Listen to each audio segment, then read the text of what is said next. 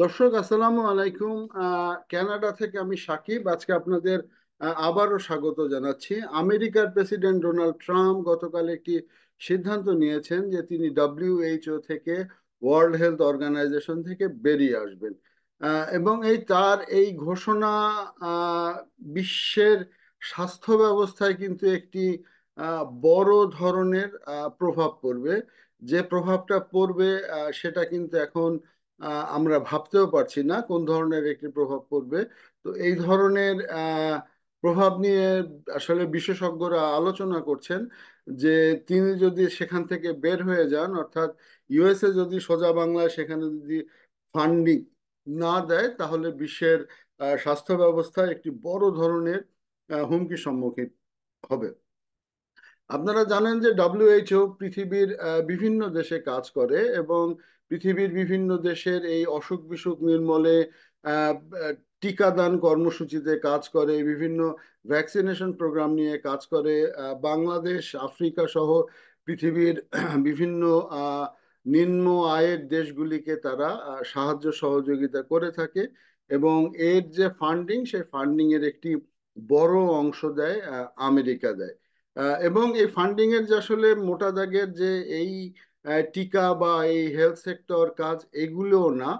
বড় ইফেক্টটা আসবে হচ্ছে গিয়ে যে পৃথিবীতে ডব্লিউএইচও অনেক গবেষণা করে, এবং সেই গবেষণাতে যদি ফান্ডিং না থাকে, সেই গবেষণা না হলে পৃথিবীর জন্য একটি ডিজাস্টার হবে। আপনারা জানেন যে পৃথিবীতে অনেক মহামারী আসে এবং এই মহামারীগুলি গবেষণা করে কিন্তু ডব্লিউএইচও, এবং সেই গবেষণা কর্মগুলির ফলে যেভাবে সেই মহামারীগুলিকে ঠেকিয়ে দেওয়ার জন্য কিন্তু কাজ করে ডব্লিউএইচও।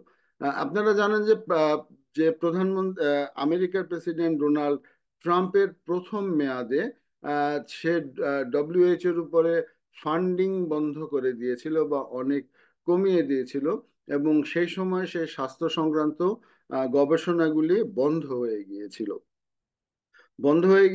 এবং সেই গবেষণাগুলি বন্ধ হওয়ার ফলেরই অনেকেরই ধারণা সেই সময় যে কোভিড-19 যে পৃথিবীতে আসে, এবং এই কোভিড-19 গবেষকরা এই জিনিসটা আইডেন্টিফাই করতে পারেনি, কারণ তাদের গবেষণার জন্য কোনো ফান্ডিং ছিল না।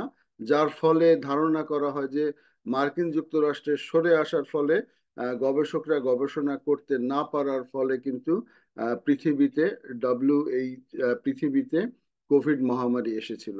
তো কোভিড মহামারীতে কিন্তু পৃথিবীর একা সাফার করে, অর্থাৎ যে আমেরিকা সহ পৃথিবীর সব দেশই সাফার করেছে। তো এখন যদি ডব্লিউএইচওর এই ফান্ডিংটা ডোনাল্ড ট্রাম্প উঠিয়ে নিলে পরে পৃথিবীর স্বাস্থ্য ব্যবস্থায় একটি উম, বড় ধরনের জটিলতা দেখা দিবে। এখন দেখা যাক, ইউরোপের দেশগুলি রয়েছে, কানাডা রয়েছে এবং পৃথিবীর অন্যান্য দেশগুলি রয়েছে। তো তারা হয়তো ফান্ডিং কিছুটা তাদের বাড়াতে হবে যদি ডোনাল্ড ট্রাম্প বা আমেরিকা যদি ফান্ডিং না দেয়। এবং আর যদি তারা ফান্ডিং না বাড়াতে পারলে কিন্তু অনেক কার্যক্রম স্থগিত হয়ে যাবে, এবং এই সমস্ত কার্যক্রম স্থগিত হয়ে গেলে গবেষণামূলক কাজগুলি স্থগিত হয়ে যাবে, এবং এই গবেষণামূলক কাজ স্থগিত হয়ে গেলে পৃথিবীতে কিন্তু কোভিডের মতো অন্যান্য যে ভাইরাসগুলি, সেগুলিও কিন্তু ছড়ানোর সম্ভাবনা রয়েছে।